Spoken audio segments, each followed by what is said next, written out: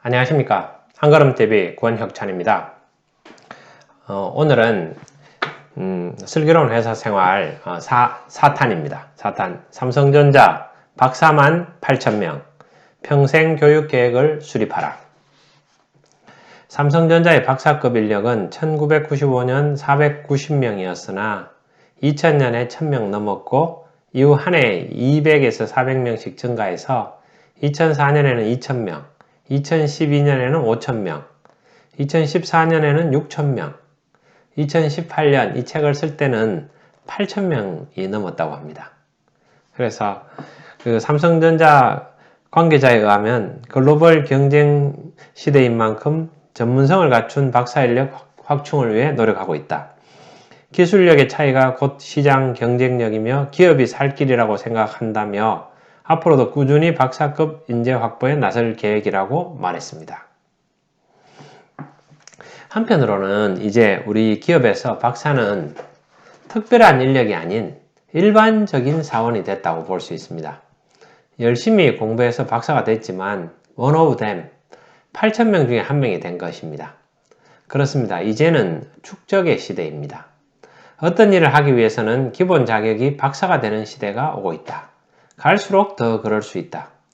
단시간의 승부가 아닌 긴 승부의 시대가 오고 있다. 과거에는 대학을 졸업한 대졸 인력이 기본 인재였다. 이제는 분야에 따라서는 박사가 돼야 최소 요건을 충족시키는 시대가 오게 될지도 모른다. 네, 이 책을 썼는데 제가 모시던 대표이사가 이제 은퇴를, 그러니까 대표에서 이제 대표를 그만두셨죠. 그만두시고 저보고 이제 이야기를 하셨습니다. 그래서 이제 이런 이야기를 하셨어요. 그만두시기 얼마 전이었어요.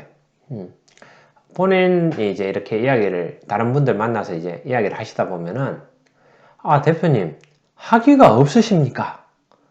아니 대표님 같은 분이 학위가 없으십니까?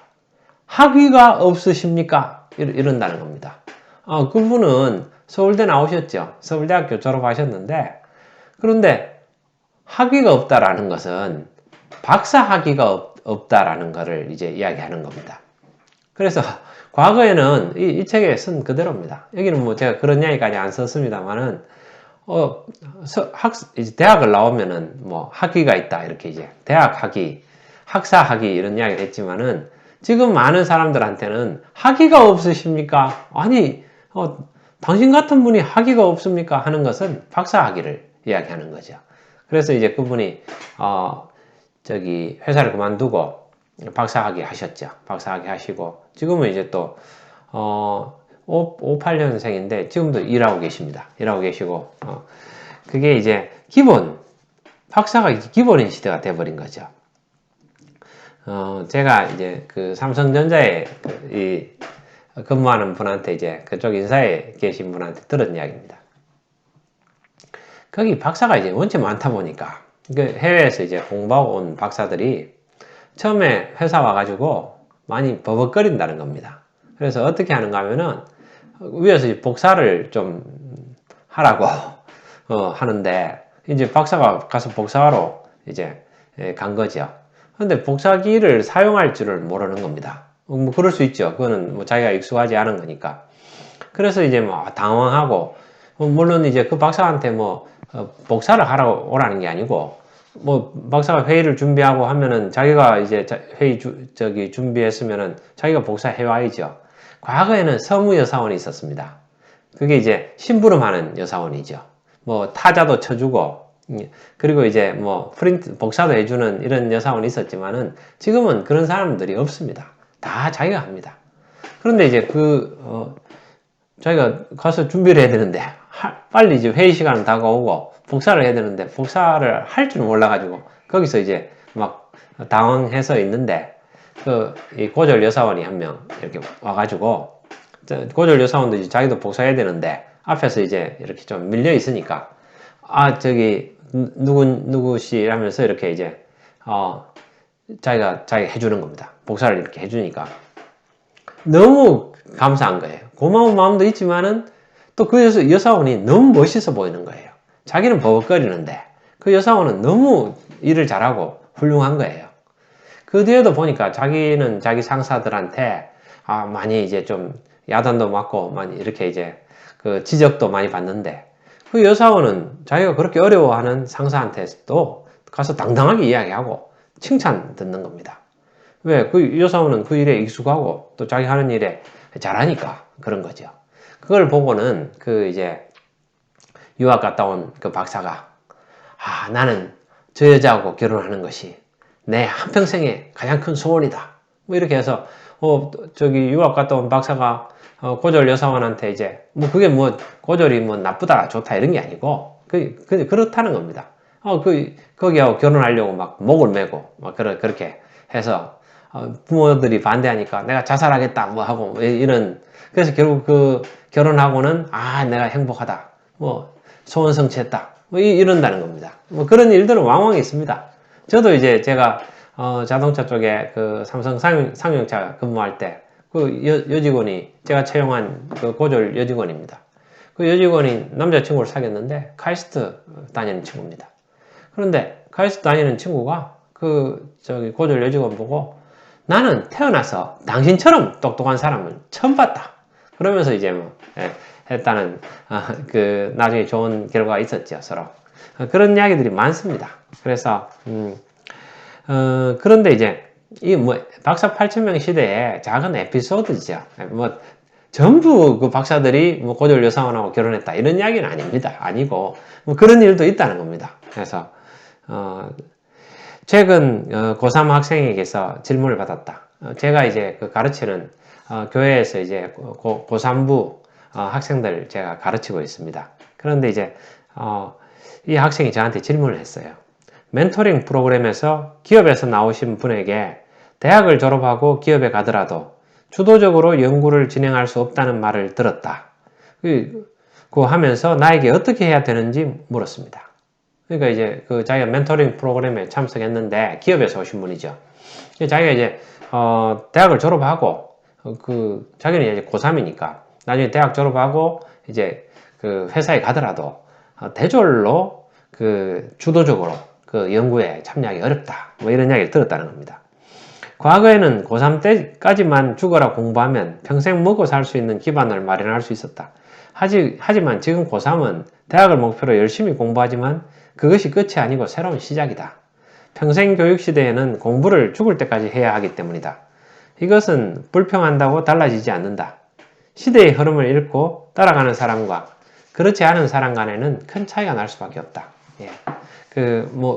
제가 모셨던 그 대표이사도 서울대 나오셨지만은 또 대표 그만두시고 그 뒤에 뭐 세종문화회관 그 관장도 하시고 또 계속해서 지금은 서초 예술 서초 이렇게 문화재단에서 대표이사로 또 근무하시고 한데 그걸 평생 공부하신 거죠. 또 박사학위 공부하시고 그런 시대가 왔습니다. 실제로 역대 노벨 물리학상 수상자의 당시 나이에 대한 통계를 보면 평생 교육을 시사하고 있다. 이거 노벨상 받은 그 나이입니다. 이거 조벽 교수 책에서 제가 발췌한 건데 재밌습니다. 한번 들어보십시오.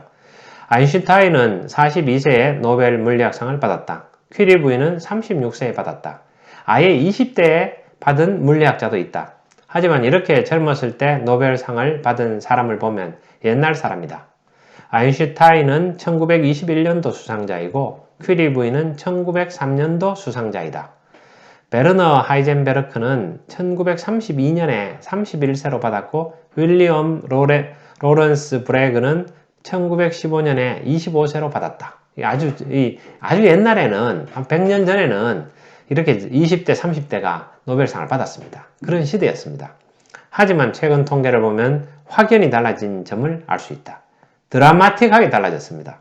2007년도에는 2명이 노벨 물리학상을 받았는데 알베르 페르는 70세였고 페터 그린베르크는 69세였다. 큰 차이다. 노벨상은 1901년에 시작됐습니다. 2차 대전까지만 하더라도 수상자의 평균 나이가 45세였다. 그 후로 평균 나이가 점점 더 증가했고 2015년도 노벨상 수상자 평균 나이는 72세이며 2016년도에는 70대다. 예.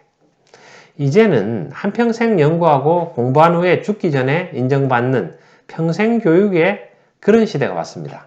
미국의 경우 2차 대전 직후에 대학원이 활성화되면서 교수의 연구활동이 교육활동보다 중요해지기 시작했습니다. 심지어 논문을 쓰지 않으면 죽는다. 퍼블리시 오아 페리시. 논문을 쓰지 않으면 죽는다. 페리시 된다. 는 말이 나올 정도로 교수의 승진과 테뉴어, 종신직으로 승진하는 그런 것이 연구 성과로 판가름 났습니다. 그러나 요즘에는 논문 쓰고 죽어라. 퍼블리시 앤 페리시라고 한다. 정보 홍수 시대를 맞이해 새로운 논문이 하루 평균 2만 편씩이나 쏟아져 나오는 상황에서 논문을 많이 써봤자 두각을 나타내기 어려워졌기 때문에 끝없는 스트레스로 인해서 결국 페리시, 죽을 수밖에 없다는 뜻이다. 예, 맞습니다. 하루에 논문이 평균 2만 편이 쏟아진다고 합니다. 이것도 이제 이 책을 쓸 때였고, 지금은 그보다 훨씬 더 많은 논문이 쏟아져 나오겠죠. 나오는 부분입니다. 그래서 이 말은 논문 쓰지 않으면 죽는다 하면서, 우리도 지금 뭐 대학 교수들이 계속 저 논문 쓰려고, 이게 이제 그 우리나라에도 현실이 되지 않습니까? 그래서 계속 노력하는 거죠. 대학에 들어가더라도 계속 또 공부하고 논문 쓰고 뭐 그런 시대입니다. 정보 홍수로 인해 도래한 평생교육 시대란 정말로 무서운 세상이다. 대학 교수가 마치 한국의 고3같이 밤낮으로 열심히 노력해야 생존할 수 있는 시대다. 이러한 변화는 우리에게 일과 공부를 병행해서 평생 공부하도록 요구하고 있다. 평생 공부하기 위해서는 우리에게는 기회가 필요하다. 말콤 글래드웰은 아웃라이어에서 재능은 성공의 필요 조건이지 충분 조건이 아니며, 재능을 완전히 꽃피우기 위해서는 기회와 노력과 행운이 모두 필요하다고 했다. 아웃라이어는 결국 아웃라이어가 아닌 것입니다. 예, 맞습니다. 그래서 자기한테 기회가 주어져야 되는 거죠. 자기가 공부할 수 있는 기회, 뭐 한 1만 시간에 공부한다든지, 그래 어느 정도 자기가 차이를 만들 수 있다는 겁니다.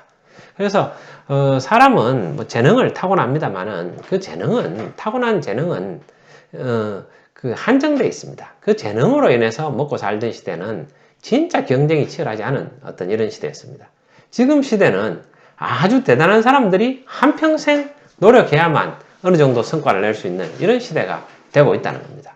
그런 시대가 가속화되고 있고, 그런 시대에서 공부하지 않고 뭐 대학에 잠시 공부했다가 그걸 가지고 한평생 오래 먹겠다 이렇게 생각하는 그 자체가 잘못된 거죠. 물론 공부에는 여러 가지가 있습니다. 뭐 커뮤니케이션 하는 것도 방법이죠.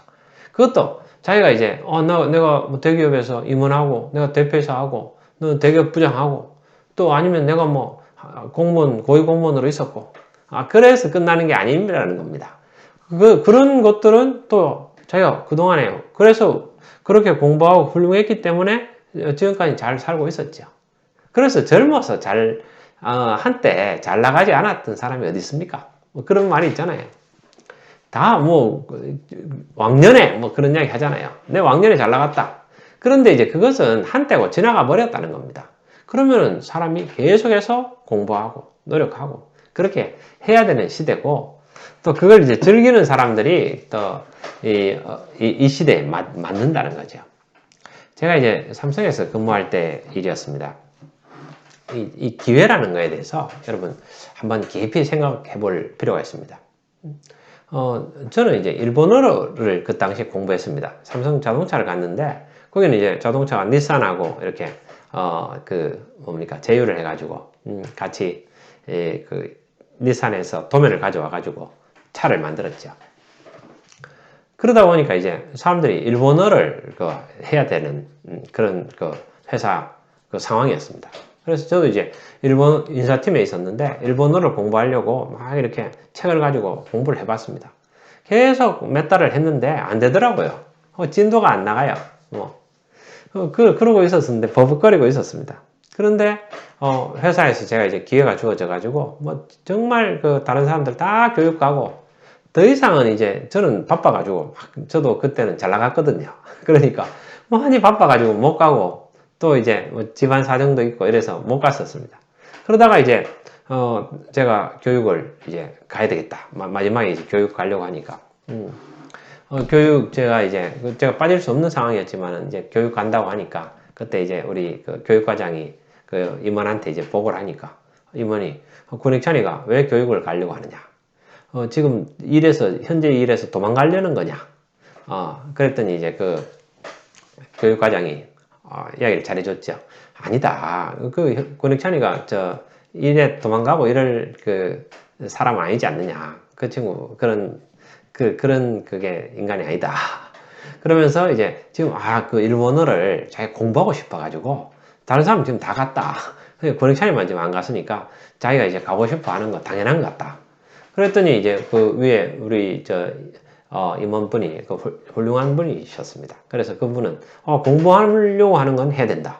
그래서 그 당시에 이제 업무가 이제 빠질 상황이 아니었지만은 10주간 그 부산에 있는 해운대 연수원 거기 이제 일본어 공부하러 갔습니다. 그 삼성에서 이제 그 일본어 연수 공부하러 가면은 뭐 영어도 마찬가지입니다. 거기는 영어 배울 때는 영어만 사용해야 됩니다. 한국말을 사용하다가 적발되면은 퇴소됩니다. 퇴원되는 거죠. 그리고 이제 일본어 관련해서는 일본어만 사용해야 됩니다. 완전히. 그래서 이제 제가 1반에서부터 10반까지 이렇게 있는데 제가 2반인가 그랬었습니다. 히라가나 뭐 카타카나 뭐 이런 거 할 줄 알면은 그것만 알면은 2반이고 1반은 히라가나 카타카나도 잘 모르는 반이었습니다. 근데 저도 뭐 거의 히라가나만 좀 아는 뭐 이런 상황이었죠. 그런 상황에서 제가 이제 그 일본어 수업을 들어가지고 정말 열심히 했습니다. 그 제가 일본어 선생이 기구치 센세였는데 저한테 이제 참 항상 그런 이야기를 하셨어요. 저희들한테 다 이야기를 하신 거죠. 니혼고노 벤kyō 타면이 구찌 렌슈가 이치방 데스네. 일본어를 공부하기 위해서는 입으로 계속 하는 연습이 최고다, 이치방이다. 뭐 이렇게 이야기한 겁니다. 그래서 이제 저는 그 전에 몇 달을 제가 일본어 공부를 잡고 저는 아주 열정적이고 노력하는 사람입니다. 그래서 공부를 제가 일하면서 병행해서 이제 하려고 노력을 해봤었는데 절대 안 되는 거예요. 그러면서 제가 스스로한테 실망하고 내가 이거밖에 안 되냐. 권익찬이 참 너 이거 정말 노력이 부족하다. 뭐 이제 너는 진짜 부족한 사람이다. 이렇게 스스로한테 자학을 했거든요. 스스로한테 이야기를 하고. 그런데 어떻게 됐느냐 하면은 제가 거기 일본어 연수원에 환경을 바꾼 거죠. 거기는 뭐 공부만 할 수밖에 없는 이런 상황이 탁 주어져 가지고 제가 10주간 그렇게 했더니 제가 어지러울 정도로 구찌練習를 했습니다. 계속 공부를 했죠. 그랬더니 제가 이제 그러니까 이제 그 연수원에 들어갈 때 시험 치고 나올 때 시험 칩니다. 그런데 이제 들어갈 때 시험 성적하고 나올 때 시험 성적이 이제 가장 크게 제가 향상된 사람입니다. 그것도 이제 역사적으로 레키시, 히스토리컬을 한 레코드를 제가 얻은 겁니다. 제가 역사적으로 그 연수원 생기고 나서 들어갔을 때 성적하고 나올 때 성적이 제일 크게 향상된 사람입니다. 제가 그런 사람입니다. 그런데 제가 이제 그 이야기를 하려는 게 아니고 결국은 내가 똑같은 권익찬인데 똑같은 사람인데 제가 집에서는 회사 다니면서 또 집에 있으면서 이렇게 이제 할 때는 안 됐던 거죠. 제가 할 수가 없었습니다. 제가 노력이 부족했죠.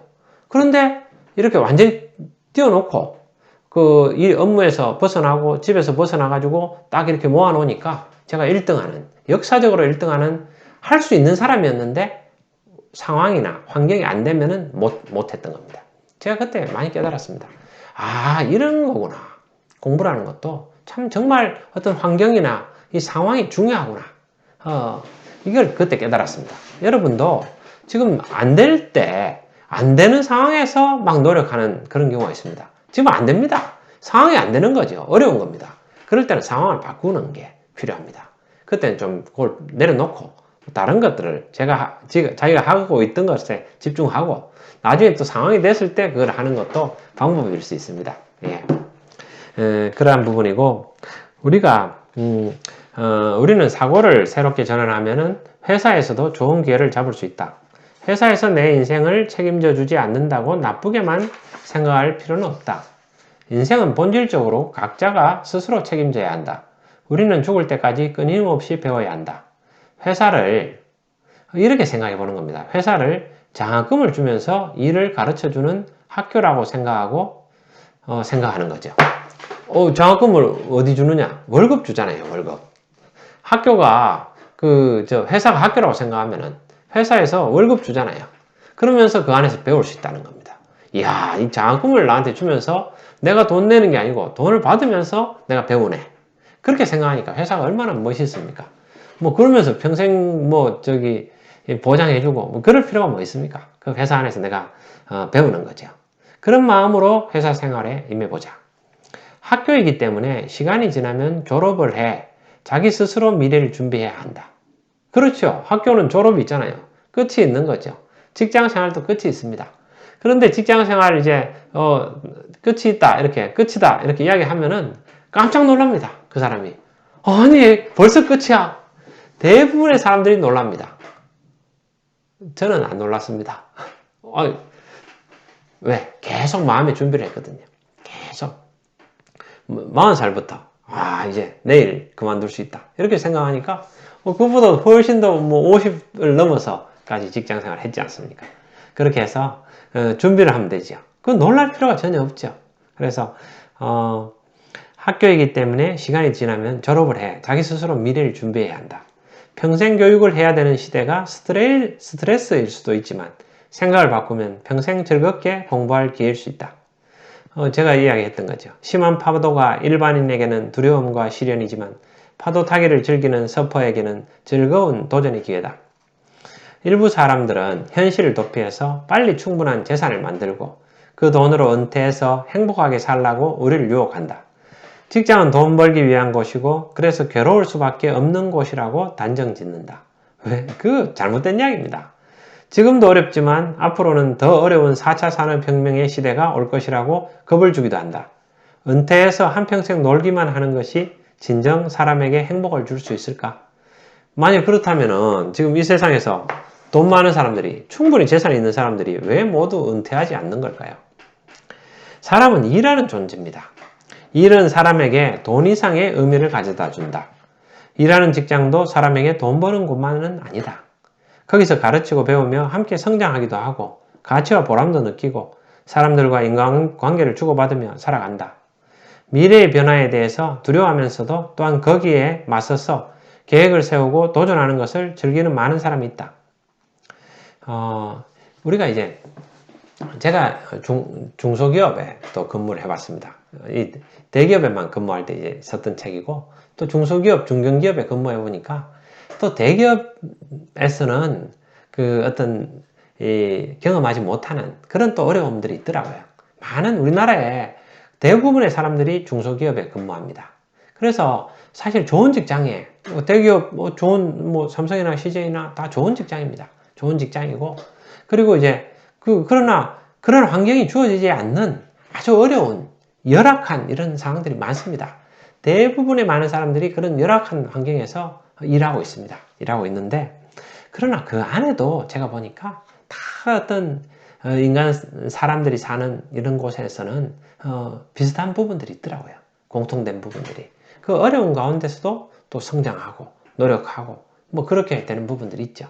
그런데 이제 그것에 대해서는 참 제가 어려움들을 많이 제가 직접 경험하고 많이 겪었습니다. 겪었고 그래서 여러분들의 여러 가지 생각들, 어려움들 잘 알고 있습니다. 알고 있고 그래서 누구나 따라할 수 있는 부분들 그리고 이제 그런 부분들에 대해서 제가 계속 강조하고 검증됐느냐 이런 부분들 이야기하는 겁니다. 그래서 그 부분에 대해서는 중소기업, 중견기업 어떤 직장을 위해서 관련된 책들은 제가 한 번 더 좀 깊이 있게 한번 그분들을 위해서 좀 책을 써볼 생각입니다. 그래서 제가 이제 이야기하면서도 조금씩 그런 것들을 좀 나누고 그렇게 하도록 하겠습니다. 그래서 근데 이제 그런 직장을 만들려고 각자 노력을 해야 됩니다. 그 직장이 평생 공부해야 하는 시대 흐름은 우리의 한 번밖에 없는 소중한 인생을 더욱 충실하고 의미 있게 만든다. 평생 공부는 새로운 도전과 기회다. 우리는 크게 3번 배울 기회를 가진다. 가정에서, 집에서 부모님께 배우는 거죠. 형제 자매들하고 같이 배우는 겁니다. 학교에서 당연히 배우죠. 그리고 직장에서다. 세상에서의 배움은 직장, 지역사회 모임, 친구들에게서 배울 수 있다. 가정과 회사는 다른 의미에서의 학교다. 우리는 거기에서 배운다. 공자가 그랬죠. 뭐 배우고 때로 익히니 이 또한 기쁘지 아니한가 라고 논어에서 말했습니다. 평생 공부의 시대를 즐겁고 행복하게 받아들이면 새로운 도전과 기회가 된다.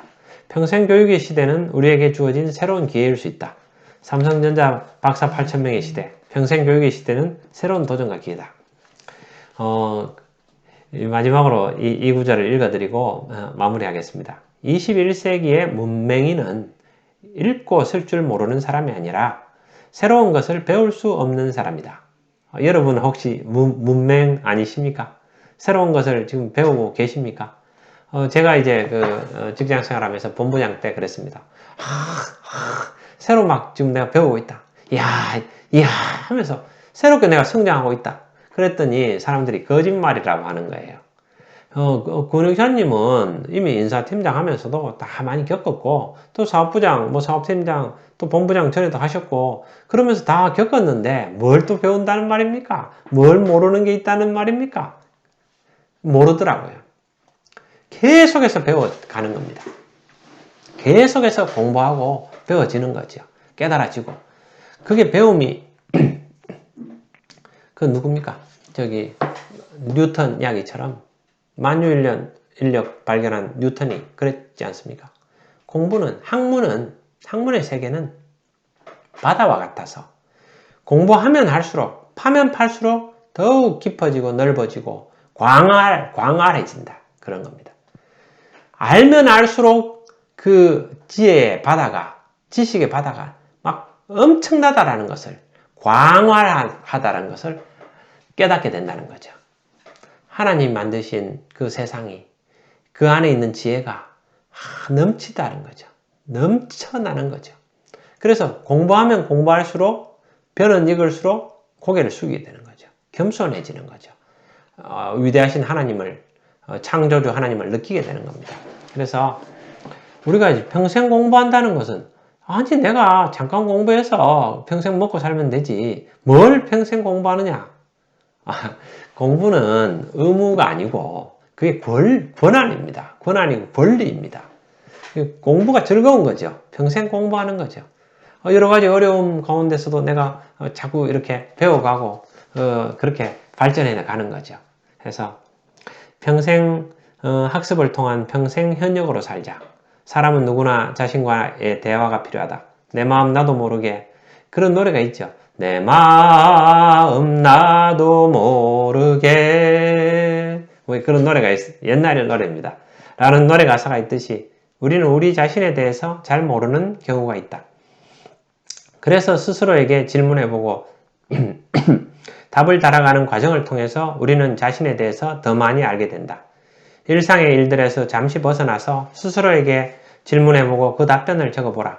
나는 이러한 과정을 통해서 직장 생활 중에 MBA 고대 경영대학원에 진학하게 됐고 개인적인 학습 계획을 수립하고 실천해서 큰 도움을 받았습니다.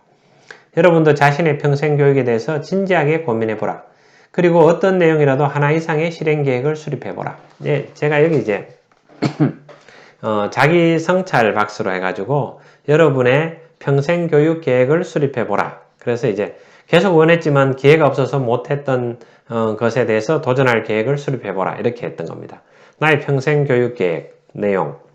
그걸 이제 수립하고 실행하기 위해서는 장애 요인과 극복 대책. 이렇게 뭐 했던 겁니다. 저는 이제 기회를 잡아가지고 박사학위도 이제 공부를 할 겁니다. 지금 이제 박사학위, 직장 생활을 하면서 이제 박사 과정에 제가 진학을 하려고 해가지고 합격했는데, 우리 대표이사께서 지금 이제 공차에 계신 김희열 대표님께서 권사업부장이 지금 내가 중요한 때인데 날 도와줘야 되지. 그래 어디를 간단 말이냐. 그래가지고 박사과정 못했습니다. 합격하고 못 갔거든요. 참 근데 지나고 나도 제일 그게 좀 아쉬워요. 근데 물론 그때 대표께서 이제 하신 말씀이 맞죠. 갈 수 있는 상황이 아니었죠. 아니었지만은 제가 나중에 이제 그 대표님이 또 금방 또 그만두시게 되셨어요. 그만두시게 되시니까 저보고 아이고 미안하다고 또 그러시더라고요. 그래서 아이고 뭐 별 말씀을 한다면서 갈 수 없던 상황이 대표님도 그렇게 생각하셨고 저도 뭐 그게 맞다 이렇게 생각했지만 그러나 그럼에도 불구하고 그때 공부했었으면 벌써 끝났을 텐데 그런 생각이 있습니다. 그러나 그럼 뭐 또 상황은 다음 상황을 해가지고 다시 하면 되죠. 하면 되고 그래서 항상 평생 공부하는 것 그 즐거움을 여러분들 누리시기 바랍니다. 감사합니다.